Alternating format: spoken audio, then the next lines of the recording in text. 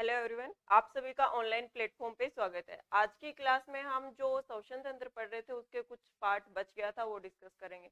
जो अपनी last class थी उसमें हमने पढ़ लिया था कि श्वसन तंत्र होता क्या है, कितने प्रकार होते हैं और कुछ उसके जो अंग थे जैसे कि नासिका हो गई, वायुनलिका हो गई, ग्रसनी, उनके बारे में हमने पढ़ लिया था। स्वर यंत्र के बारे में भी डिस्कस किया था कि स्वर यंत्र होता क्या है, मेल्स के अंदर स्वर यंत्र बड़ा क्यों होता है, फीमेल्स में छोटा क्यों होता है, वो सारी चीजें हमने लास्ट क्लास में डिस्कस कर ली थी। आज की क्लास में हमें लंग्स के बारे में पढ़ना, जो फेफड़े होते हैं उनके बारे में कि वो कहाँ स्थित है, कितना वजन है, कैसा कलर है, उसके अध्ययन को क्या बोलेंगे और इसके अलावा उसकी फंक्शनिंग क्या, उसका कार्य क्या, क्या क्या वो काम करता है, वो सारी चीजें आज की क्लास में हम डिस्कस करेंगे। तो स्टार्ट करते हैं। सबसे पहले कि भाई फेफड़े हैं कहाँ पे मौजूद।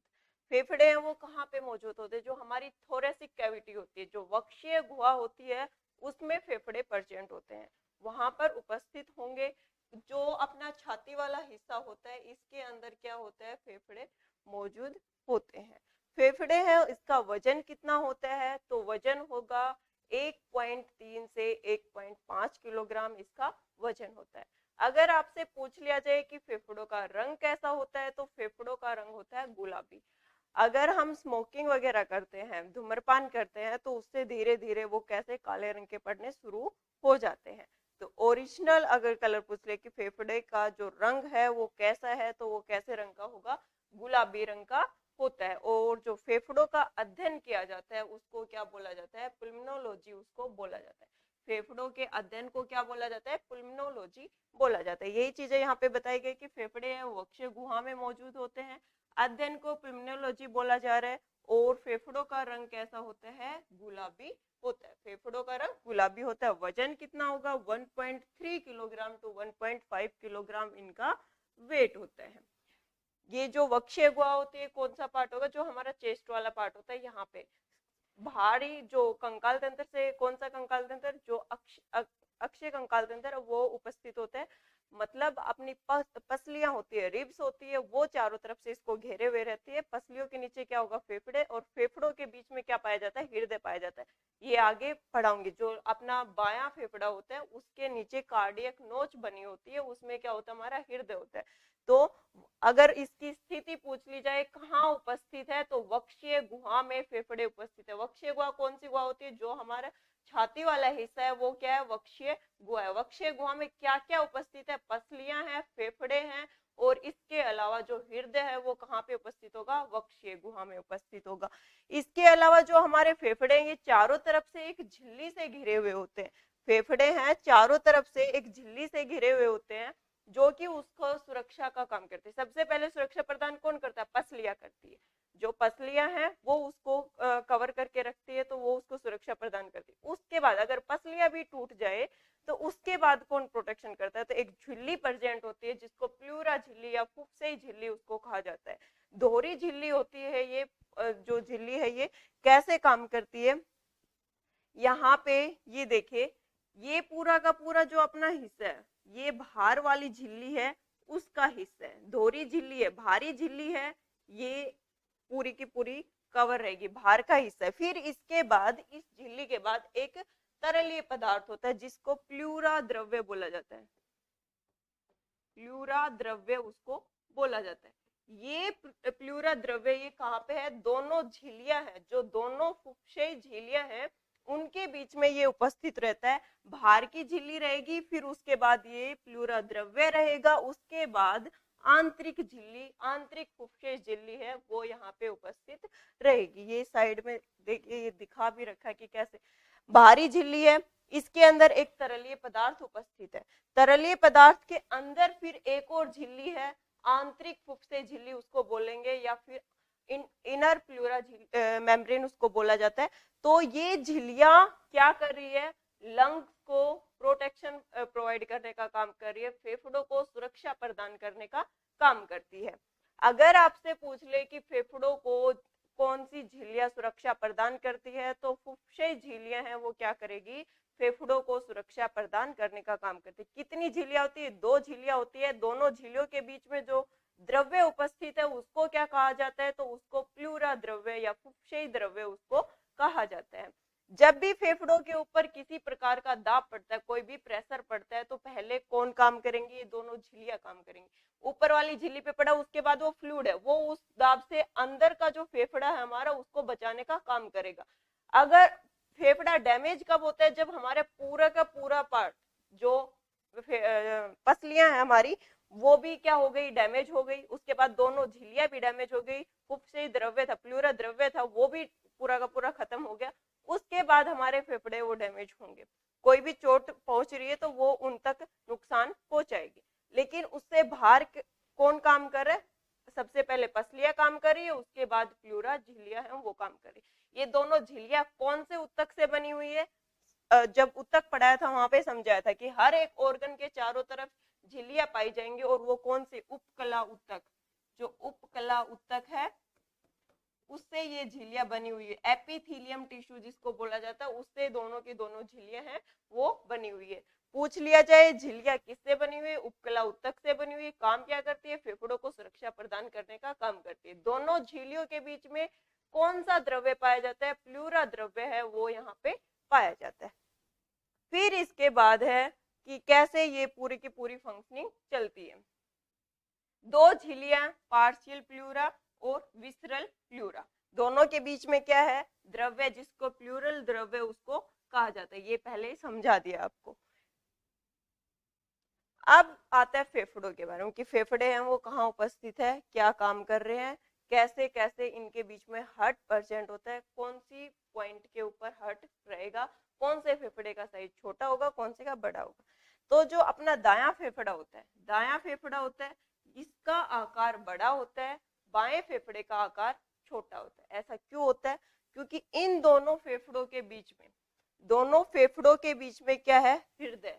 और जो ये हृदय हमारा कौन सी साइड झुका होता है? जो हमारा बायां फेफड़ा होता है, लेफ्ट लंग होता है, उसकी साइड ये झुका हुआ होता है। इसके नीचे ये जो कार्डियक नोच बनी हुई है, यहाँ पे क्या रहेगा? जो हृदय है वो यहाँ पे उपस्थित रहेगा। तो आकार देखें तो दाएं फेफड़े का आकार बड़ा रहेगा, बायां फेफड़ा है उसका आकार है वो छोटा रहेगा। ऐसा क्यों है? दोनों फेफड़ों के बीच में हृदय उपस्थित होता है। हृदय हमारे बाएं फेफड़े की तरफ थोड़ा सा झुका हुआ होता है, उसका ज्यादा हिस्सा ये घेरता है। इस वजह से जो हमारा बायां फेफड़ा है उसका आकार छोटा रह जाता है। लेफ्ट लंग का जो साइज है वो कम रहेगा। जो हृदय है बाएं फेफड़े में क्या है? कार्डियक पायदान या कार्डियक नोच भी बोला जाता है, वो स्थित है। उसके अंदर क्या रहेगा? हृदय उपस्थित यहाँ पे रहेगा। ये दोनों की फंक्शनिंग है वो एक दूसरे से रिलेट करती है। एक है वो क्या करेगा? जो अशुद्ध खून होगा, अशुद्ध रक्त होगा, उसको लेकर आएगा, फिर उसको शुद्ध करने का काम कौन करेगा? फेफड़े करेंगे। और फिर उसको वापस से बॉडी में भेजने का काम कौन करता है? जो हमारा हृदय वो करता है। तो इन दोनों की जो फंक्शनिंग है वो एक दूसरे के ऊपर निर्भर करती है। कैसे निर्भर करेगी? ये पहले फेफड़ों के बारे में पढ़ते, फिर उसके बाद हृदय आएगा, वहां पे अच्छे से समझ में आ जाएगा। फेफड़ों का कार्य क्या होगा? फेफड़ों का कार्य है रक्त का शुद्धिकरण करना। रक्त में से भी कौन सी चीजें निकलते हैं? ये मत बोल देना कि रक्त में से यूरिया है वो निकाल रहे। यूरिया निकालने का काम कौन करेगा? किडनी। जो वर्क होगा, गुर्दा होगा, वो फेफड़ों सॉरी रक्त में से जो यूरिया है उसको निकालने का काम करता है। रक्त में से कौन से अपशिष्ट पदार्थ को निकालने का काम करते हैं फेफड़े? तो वो होगा कार्बन डाइऑक्साइड। जो CO2 है उसको बाहर निकालने का काम कौन करते हैं? हमारे फेफड़े हैं वो काम करते हैं। कार्बन डाइऑक्साइड कहाँ से आई? तो ये वायुव्य श्वसन प्रक्रिया मैंने पढ़ाई थी, वहां पे समझाया था कि ग्लूकोज है वो किसकी उपस्थिति में? ऑक्सीजन की उपस्थिति में क्या होता है? टूटता है। इसका ब्रेकडाउन होगा, क्या बनाएगा? यहाँ पे CO2 plus H2O plus 38 molecule किसके बना रहा था? ये ATP के। ATP को तो हम ऊर्जा के रूप में यूज कर लेते हैं, और जो H2O है, पानी की जरूरत पड़ती है पूरे शरीर को, वहां पे इसका प्रयोग हो जाता है। बच गया कौन? CO2। CO2 का हमारे शरीर में कोई भी यूज नहीं होता, कोई प्रयोग नहीं होता। कार्बन डाइऑक्साइड है वो क्या है? हमारे शरीर के लिए एक अपशिष्ट पदार्थ है। तो कार्बन डाइऑक्साइड कहाँ पे मिक्स हो जाएगी? जो हमारा रक्त होता है उसके अंदर मिक्स हो जाती है। फिर रक्त के अंदर ये मिक्स हो गई तो ये ब्लड कैसा हो गया, डीऑक्सीजनेटेड, अशुद्ध रक्त ये हो जाता है। इसको कौन लेके आएगी फेफड़ों तक, जो सिराएं होती है, सिराएं हैं वो कहाँ पर लेके जाएंगी, पहले इसको हृदय में लेके जाएंगे, हृदय से फिर ये अशुद्ध रक्त कहाँ पे आता है, फेफड़ों में आता है।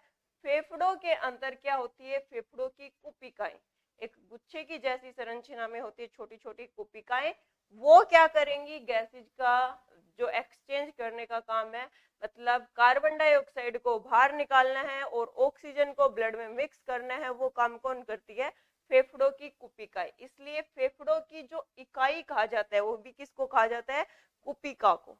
जो कुपिका है इसको क्या बोला जाता है, फेफड़ों की इकाई कहा जाता है। क्या करती है, कार्बन डाइऑक्साइड को तो रक्त में से निकाल के जब हम सांस छोड़ेंगे तो उसको बाहर निकालने का काम करेगी, और ऑक्सीजन को ब्लड में मिक्स करने का काम करेगी। कैसे मिक्स करेगी, रक्त, जो रक्त होता है उसमें एक वर्णक पाया जाता है हीमोग्लोबिन, ये हीमोग्लोबिन किसके साथ बाइंडिंग करेगा, ऑक्सीजन के साथ, और क्या बना लेगा, ऑक्सी हीमोग्लोबिन का ये निर्माण कर लेता है, ऑक्सी हीमोग्लोबिन का निर्माण ये कर लेता है। ये ऑक्सी हीमोग्लोबिन पूरी बॉडी में सप्लाई कर दिया जाता है, किसके द्वारा, हृदय के द्वारा। हृदय पंपिंग करेगा, उसके हृदय से जो धमनियां होती है वो खून को फिर पूरे शरीर के अंदर सप्लाई करती है, जिसके अंदर ऑक्सीजन है। अगर पूछ लिया जाए कि यूनिट कौन है, तो कुपिका है।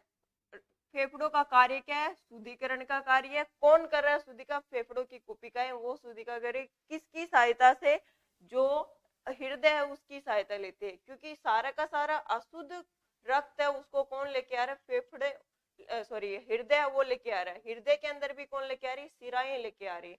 और जो शुद्ध रक्त है उसको पूरे शरीर में भेजने का काम, पंपिंग करने का काम कौन करेगा, हृदय करेगा। किसको देगा, धमनियों को, और धमनियां पूरे शरीर में उसको भेजने का काम करती है। तो फेफड़ों का अगर काम पूछ ले क्या काम है, जो रक्त है उसका शुद्धिकरण करने का काम करता है, CO2 को बाहर निकाल देता है, ऑक्सीजन को मिक्स कर देता है उसके अंदर।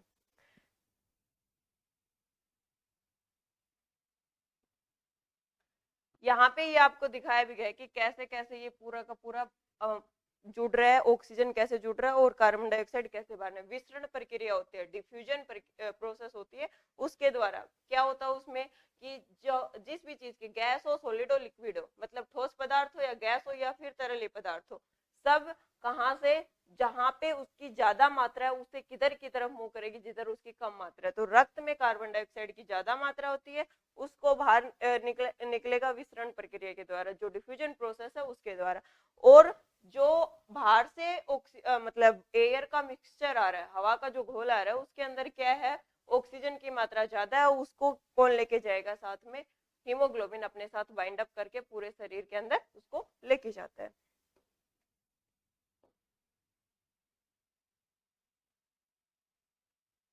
फिर जब हम सांस लेते हैं, ये तो फेफड़ों की फंक्शनिंग हो गई थी, उसके बाद जब हम सांस लेते हैं तो उस समय कितनी, कौन सी गैस कितनी जाती है। ये तो है नहीं कि हमारे नाक को पता है कि भाई मेरे को तो ऑक्सीजन ऑक्सीजन अंदर लेके जानी है, ऐसा तो कुछ होता नहीं है, क्योंकि सारा का एयर क्या है, मिक्सचर ऑफ गैसेज, हवा है उसके अंदर बहुत सारी गैस है, उनका होल होता है, मिश्रण होता है, बहुत सारी हवा उसमें सॉरी गैसेज उसके अंदर मिक्स रहती है। तो कौन कौन सी गैसेज कितनी कितनी होती है, जो मेजर गैसेज है उनके बारे में पढ़ रहे हो, जो ये नहीं कि सारी जो 0.000 तक कंसंट्रेशन उनकी, वो भी हम इंक्लूड करा। जो मेजर गैसेज है उनके बारे में पढ़ रहे हैं कि मेजर कौन कौन सी गैसेज हम सांस लेंगे तब अंदर जाएंगी और कौन कौन सी जब हम सांस छोड़ेंगे तो बाहर आएंगी।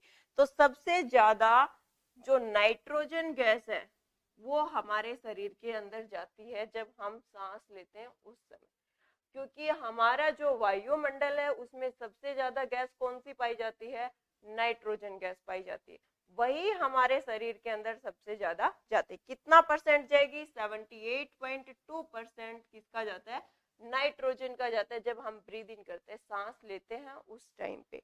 उसके बाद ऑक्सीजन का कितना परसेंट जाएगा, ऑक्सीजन जाती है 21%, 21% ऑक्सीजन है वो हमारे शरीर के अंदर जाती है जब हम सांस लेते हैं उस समय। और कार्बन डाइऑक्साइड कितनी जाएगी, तो कार्बन डाइऑक्साइड जाएगी 0.03 to 0.04, इसकी मात्रा है वो वेरी करती है। कभी कम होगी कभी ज्यादा होगी। मतलब एटमॉस्फेयर में कितना पॉल्यूशन निकल रहा है उसके ऊपर डिपेंड करे कार्बन डाइऑक्साइड की मात्रा। तो 0.03 से 0.04% ये इसकी जो अमाउंट है वो वेरी करती है। ब्रीद इन कर रहे हैं तो सबसे ज्यादा गैस कौन सी जा रही है, नाइट्रोजन जा रही है, उसके बाद ऑक्सीजन, देन कार्बन डाइऑक्साइड। जब हम ब्रीद आउट करते हैं, सांस छोड़ते हैं, तो उस टाइम कौन सी सबसे ज्यादा गैस निकलेगी? तो एक मिथ है कि भाई कार्बन डाइऑक्साइड है वो सबसे ज्यादा बाहर निकलती है। कार्बन डाइऑक्साइड सबसे ज्यादा बाहर नहीं निकलती है। सबसे ज्यादा बाहर निकलती है कौन सी गैस? Nitrogen gas. क्योंकि नाइट्रोजन का जो गैस है उसका हमारे शरीर में कोई काम नहीं है, जितनी गई है एज इट इज वो बाहर आ जाती है। तो सबसे ज्यादा जब सांस छोड़ेंगे तो कौन सी गैस निकलेगी? नाइट्रोजन। कितनी निकलेगी? 78.2%। इतनी ही ये अंदर गई थी, एज इट इज ये बाहर आ गई है, इसका कोई भी यूज नहीं होता है शरीर में। ऑक्सीजन है वो कितनी बाहर आएगी? ऑक्सीजन 21% गई थी, उसमें से 16% है वो बाहर आ जाती है। 16% ऑक्सीजन है वो वापस से जब हम ब्रीद आउट करते हैं, सांस छोड़ते हैं, उस समय पे वो बाहर आ जाती है। फिर उसके बाद है कार्बन डाइऑक्साइड। कार्बन डाइऑक्साइड गई तो कितनी थी? 0.03 या फिर 0.04, एक कंसेंट्रेशन जाएगी, आएगी वापस कितनी बार? 4%।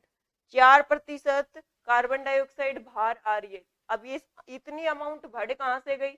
4% कहां से आ गया? गई तो 0.3% थी या 0.4%, इतनी गई थी, तो इतनी मात्रा कहां से आ गई इसकी? तो वायुव्य शोषण प्रक्रिया पढ़ाई थी, जब ग्लूकोज का टूटता है C6H12, ऑक्सीजन की प्रेजेंस में टूटेगा, ये कि क्या बना देगा? CO2 plus H2O plus 38 ATP molecule. तो ये जो ग्लूकोज के टूटने पर जब एनर्जी का प्रोडक्शन हो रहा है, ऊर्जा का उत्पादन हो रहा है, किससे? ग्लूकोज से। जो हमने भोजन खाया उसमें कार्बोहाइड्रेट है, उससे एनर्जी बनाने का काम किया जा रहा है। उस टाइम पे जो कार्बन डाइऑक्साइड निकल रही है वो किस में मिक्स हो जाती है? हमारे ब्लड के अंदर, रक्त के अंदर वो मिक्स हो जाती है। रक्त उसको कहाँ पे लेके आएगा? फेफड़ों के पास में लेके आएगा और फिर उसको बाहर निकाला जाता है। तो कार्बन डाइऑक्साइड है, इसकी कंसंट्रेशन 4% है वो बाहर निकलती है। क्वेश्चन पूछ लिया जाए सबसे ज्यादा कौन सी गैस बाहर निकलती है जब हम सांस छोड़ते हैं उस प्रक्रिया के समय, तो कौन सी निकलेगी? Nitrogen gas. अगर कार्बन डाइऑक्साइड की कंसंट्रेशन पूछ ली जाए तो 4%, और अगर इनका अनुपात पूछ लिया जाए तो क्या रहेगा? सबसे ज्यादा nitrogen, then oxygen, then carbon dioxide. ये इनकी कंसंट्रेशन याद होनी चाहिए, क्योंकि बहुत ज्यादा बार गलत कर देते हो, नाइट्रोजन को आप काउंट ही नहीं करते हो, सीधा ये देख लेते हो कि रेस्पिरेशन की प्रोसेस चल रही है, तो रेस्पिरेशन में तो काम यही है, ऑक्सीजन है उसको ब्लड में मिक्स करना और कार्बन डाइऑक्साइड को बाहर निकालना। इसके अलावा भी बहुत सारी गैसेज जाती है, क्योंकि जो हमारा नोस्ट्रिल है उसको नहीं पता कि कौन सी गैस अंदर जा रही है कौन सी बाहर आ रही है। वो तो बस क्या कर रहा है, एक वे है, एक रास्ता है जो गैसेज को अंदर जाने दे रहा है और अंदर से जो चीज आ रही है उसको बाहर निकालने का काम कर रहे हैं। तो अंदर जाके फेफड़े पहचानने का काम करते हैं कि कौन सी यूजफुल है कौन सी यूजफुल नहीं है। तो नाइट्रोजन सबसे ज्यादा बाहर निकलेगी, उसके बाद ऑक्सीजन 16% निकलती है, देन उसके बाद कितनी निकलेगी? 4% क्या निकलती है? अपनी कार्बन डाइऑक्साइड। तो ये गलती से भी मत करके आ जाना कि कार्बन डाइऑक्साइड है वो सबसे ज्यादा है बाहर निकल रही है। फिर उसके बाद फेफड़ों के नीचे एक मस्कुलर स्ट्रक्चर पाई जाते हैं, मांसपेशियों की एक संरचना पाई जाती है, उसको क्या बोलते हैं? तो उसको बोला जाता है डायाफ्राम। जब हम सांस ले रहे हैं, सांस छोड़ रहे हैं, उस समय पे फेफड़े जब सांस लेते हैं तो फेफड़े हैं वो उनका साइज है वो बढ़ जाता है, जब सांस छोड़ते हैं तो फेफड़ों का साइज घट जाता है, कम हो जाता है। तो ये साइज बढ़ रहा है, साइज कम हो रहा है, तो इसके लिए भी जगह चाहिए। साइज बढ़ रहा है तो जगह चाहिए, साइज कम हो रहा है तो वो सिकुड़ रहा है, उस टाइम वो खाली जगह उसको कौन घेरता है? तो उस खाली जगह को घेरने का काम कौन करता है? डायाफ्राम। डायाफ्राम है एक पेशीय अंग है, कहाँ पे पाया जाएगा? फेफड़ों के नीचे पाया जाता है। काम क्या है इसका? फेफड़े जब सांस उनके अंदर ऑक्सीजन भर रही है या गैसेज भर रही है, उस टाइम जब बढ़ रहे हैं, उनका साइज बढ़ रहा है तो उसको जगह प्रदान करने का काम करेगा, जब सिकुड़ रहे तो उस जगह को घेरने का ये काम करता है। पेशी उत्तक है। जब हम सांस लेते हैं उस टाइम डायाफ्राम है वो नीचे की ओर आ जाता है, नीचे की ओर आ जाएगा, क्योंकि उनका साइज बढ़ रहा है, फेफड़ों का साइज है वो बढ़ रहा है तो डायफ्राम है वो नीचे की तरफ आ जाता है, डाउनवर्ड चला जाएगा। और जब हम सांस छोड़ते हैं तो डायफ्राम है वो किधर, ऊपर की तरफ चला, सांस छोड़ रहे फेफड़े सिकुड़ रहे तो डायफ्राम किधर चला जाता है, ऊपर की तरफ चला जाता है।